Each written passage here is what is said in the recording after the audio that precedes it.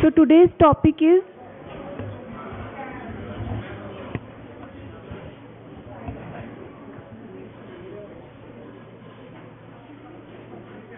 viral hemorrhagic fever. It's a very important topic for your theory as well as viva. Now, according to the new curriculum, according to the CBME, it is viral hemorrhagic fever divided into two parts. 1 and 2 I will take the lectures. Earlier it was under the section arboviruses, and now it has been combined in the viral hemorrhagic fever.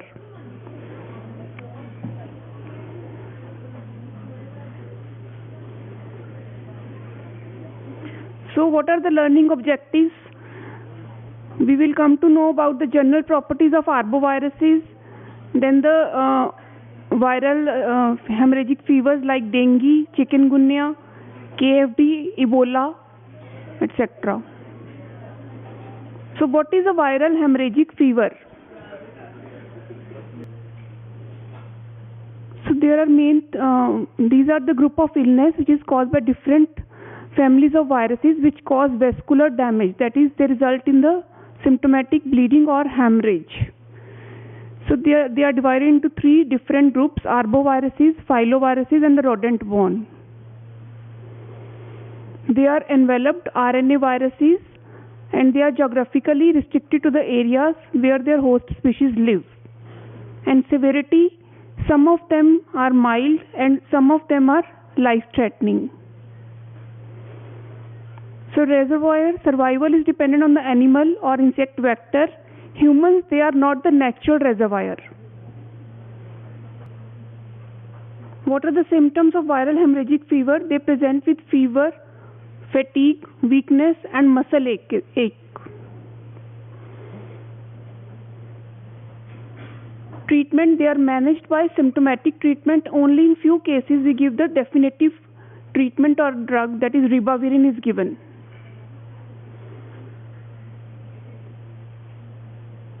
So what do you mean by arboviral infections? They are arthropod-borne viruses. The name arbo means arthropod-borne viruses.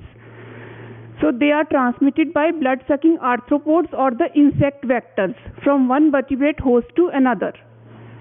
They multiply inside these insects and they establish a lifelong infection in them. The general features of arboviruses. First family is family Togaviridae. It includes chikungunya virus, which clinical features include fever and arthritis, and the vector is Aedes aegypti, and the reservoir is monkey. This is important, chikungunya. Then in this family, Eastern equine encephalitis virus, Western equine encephalitis virus. The manifestation of the disease is encephalitis and the vector is Aedes or Culex. Then the family is Flaviviridae, flaviviruses. It includes Japanese bee encephalitis virus. The manifestation is encephalitis and the vector is Culex. Reservoir is pigs or birds. And in this family, other viruses are West Nile encephalitis virus. Manifestation and the vector are same. Then the Murray Valley encephalitis virus.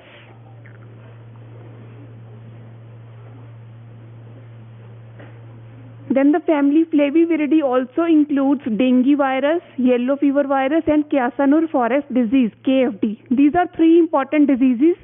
You can also get the short note on dengue virus, yellow fever, or also you can get a long note what are arboviruses, classify them or describe one of them. You can get like this also. Then dengue virus, it manifests as hemorrhagic fever and mainly distributed in India, and the vector is Aedes aegypti. Then the yellow fever virus, that is also a hemorrhagic fever, and the distribution is in West Africa and South America. And the vector is Aedes aegypti and the reservoir is monkey. Then the Kyasanur forest disease, it also manifests as hemorrhagic fever. Distribution is in India, basically in Karnataka, and the vector is tick, a reservoir is monkey. Then the Zika virus, which was around 2 years earlier, you must have heard. Manifestation is fever and arthritis. It first originated in Brazil and then spread to other countries. The vector is Aedes aegypti and the reservoir is monkey. Then the family Bunia viridae, the viruses are sandfly fever, manifests as fever and myalgia, vector is sandfly. Then the Rift Valley fever virus, manifestation is fever and myalgia, distributed in Africa, and the vector is Aedes. Then CCHF Crimean Congo hemorrhagic fever virus, it is also a hemorrhagic fever, distributed in Africa, and the vector is tick, reservoir is small mammals. These are the important ones. Then the family Reoviridae, it includes Colorado tick fever virus, manifests as fever, distributed in America, and the vector is tick. So what are the clinical manifestations of arboviral infections? There is fever along with rash, then there is fever and rash group, then there is encephalitis group, then hemorrhagic fever group.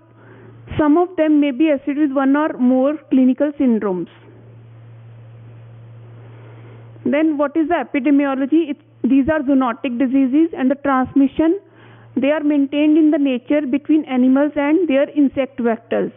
Humans, they are the accidental hosts and they do not play any role in the maintenance or transmission cycle of the virus, except for dengue and yellow fever. So mostly arthropod vectors, they are transmitted by mosquitoes, whether it is Aedes or Culex or Anopheles, followed by ticks and the other insects. Geographical distribution, they vary greatly in their geographical distribution. As you know, yellow fever, it is highly endemic in West Africa, but it is not found in India.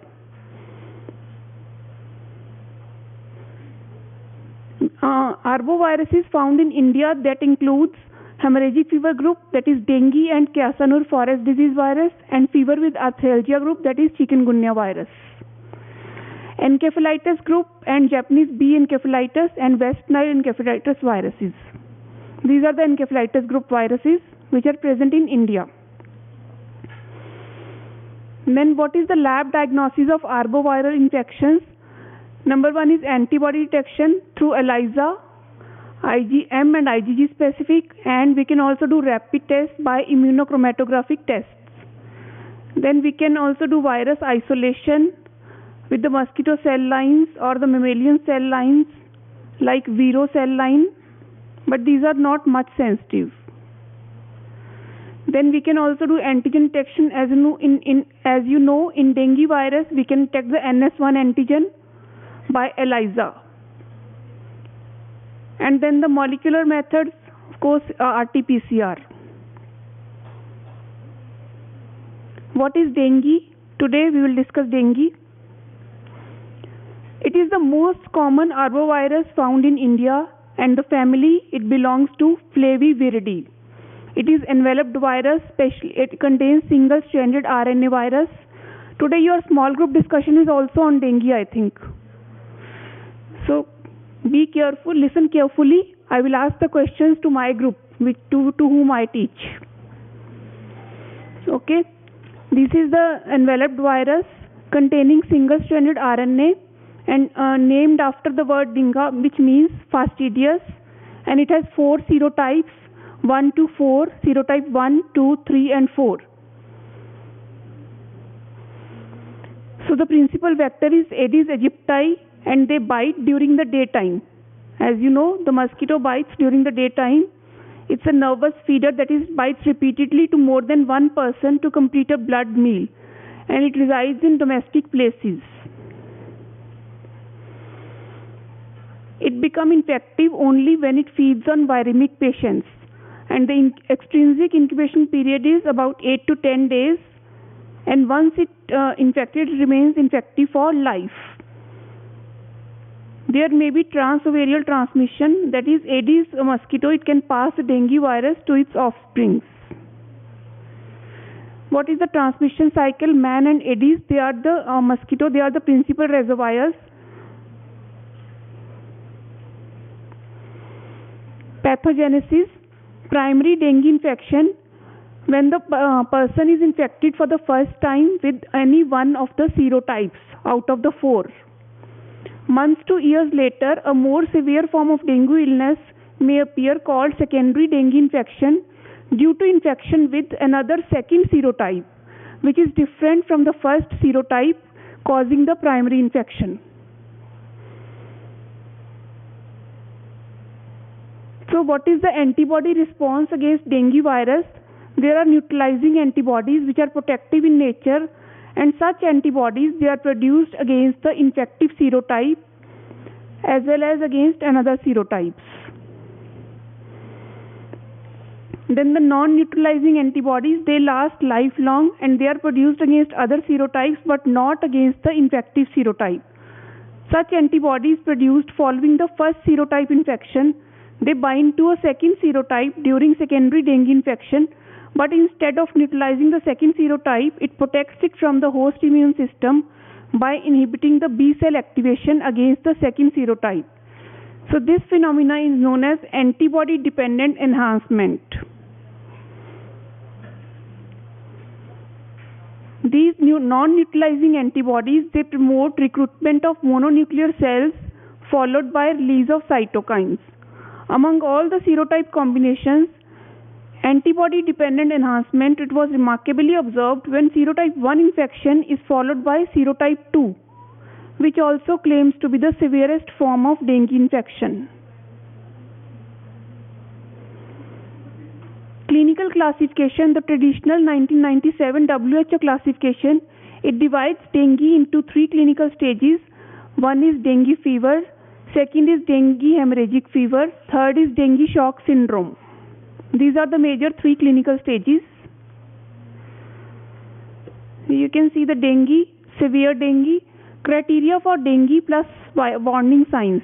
Probable dengue, there is travel to dengue endemic area and the presence of following symptoms like fever and 2 of the following criteria: nausea, vomiting, rashes, aches and pains, tourniquet test positive, leukopenia.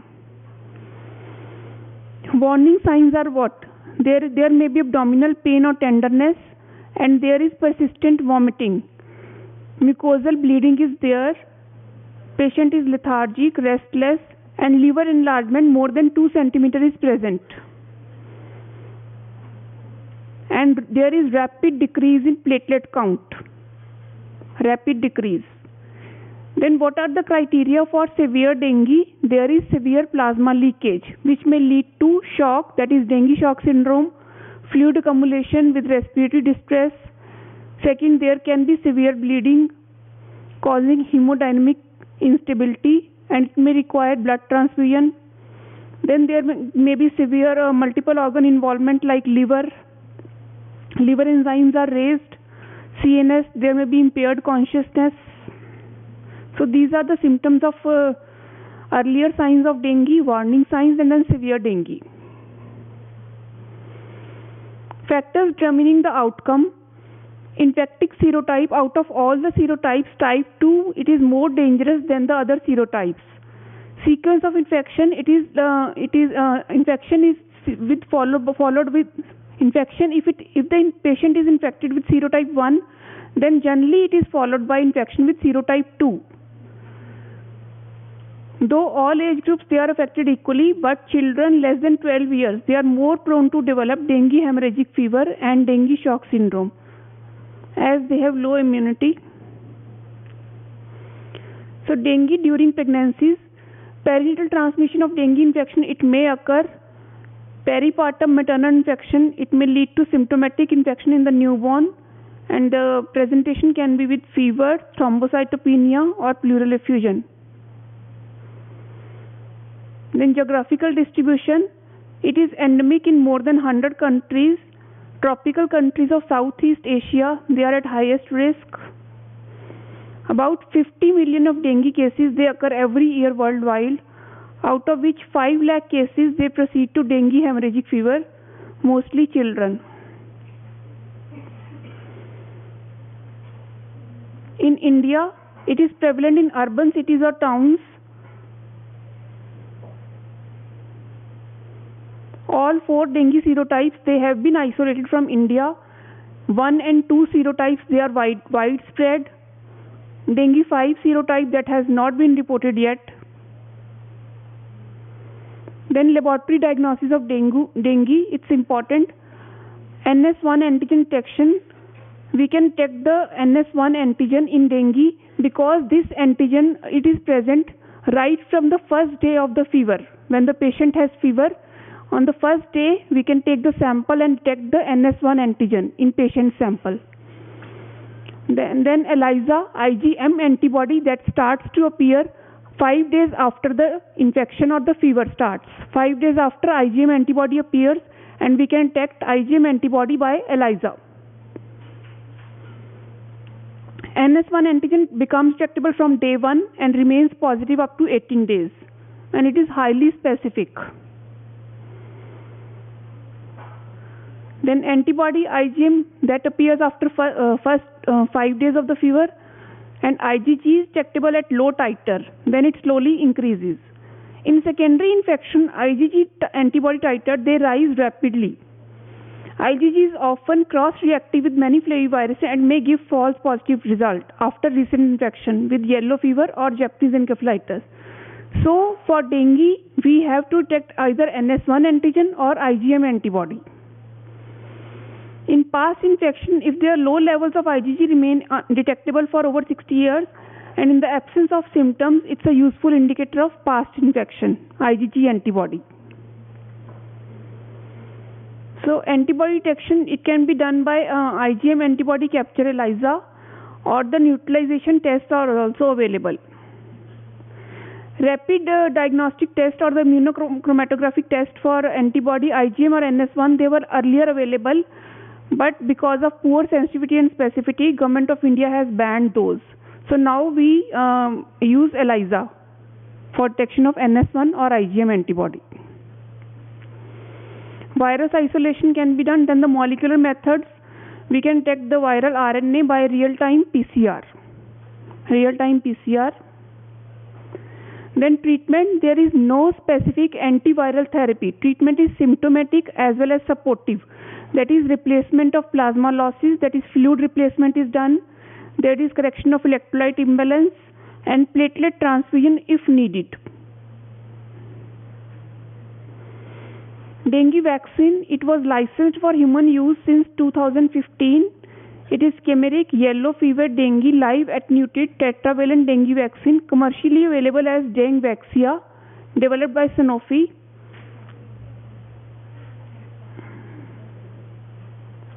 Age, it is indicated from 9 to 45 years of age, and 3 injections of 0.5 ml. They are given subcutaneously at 6 months interval. Also available as lyophilized form. It is reconstituted with normal saline. Contraindications, if there are allergic reactions to the vaccine, immunodeficient, immunocompromised individuals, pregnant women.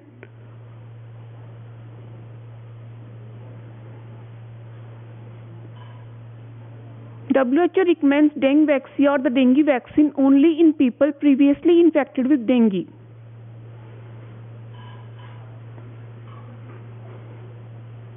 Currently, the vaccine is approved in Mexico, Philippines, Brazil, Thailand and Singapore, but in India it is not available yet because of its safety issues. Second one is chikungunya. It is also a re-emerging disease which is characterized by acute fever with severe arthralgia. Belongs to family Togaviridae of genus Alphavirus. It is also an enveloped virus containing single-stranded RNA virus. The name is derived from the word kungunella, meaning which bends up or gets folded. that is stooped posture, which develops as a result of the severe joint pain occurring during the course of illness.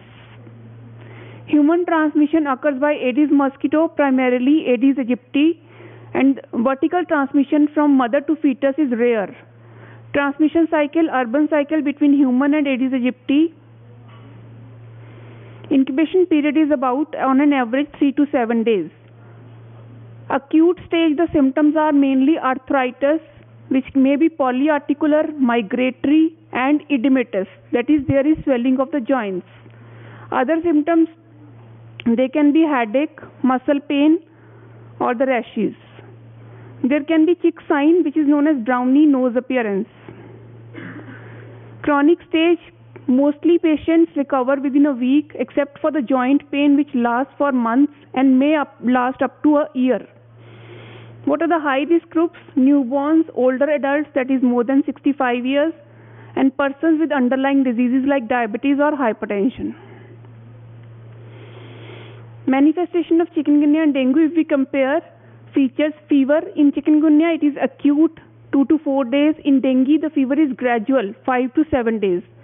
Polyarthritis, frequent. In chikungunya, it is frequent. In dengue, it is less common. Then tenosynovitis, that is swelling of the joints, common in chikungunya, but in dengue, there is none. Then the rashes, appearance of the rashes on day 1 to 4, maculopapular in chikungunya. In dengue, they appear on day 3 to 7, and maculopapular or petechiae. Myalgia, it is there in chikungunya, and dengue is also common.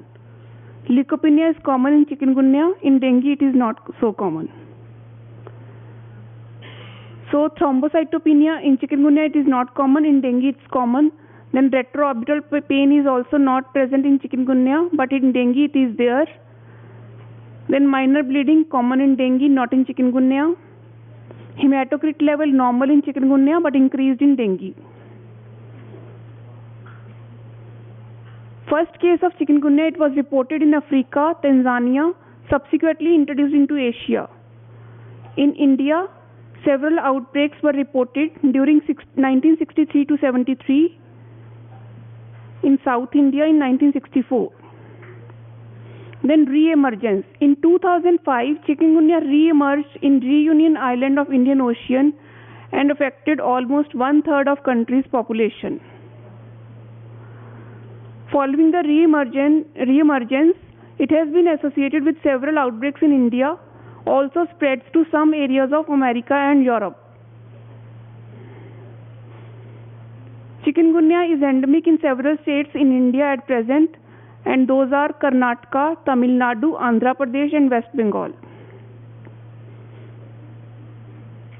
Then new mutation, alanine in the 226 position of even glycoprotein gene is replaced by valine. Then new vector, Aedes albopictus, this mutation, it has led to a shift of vector preference.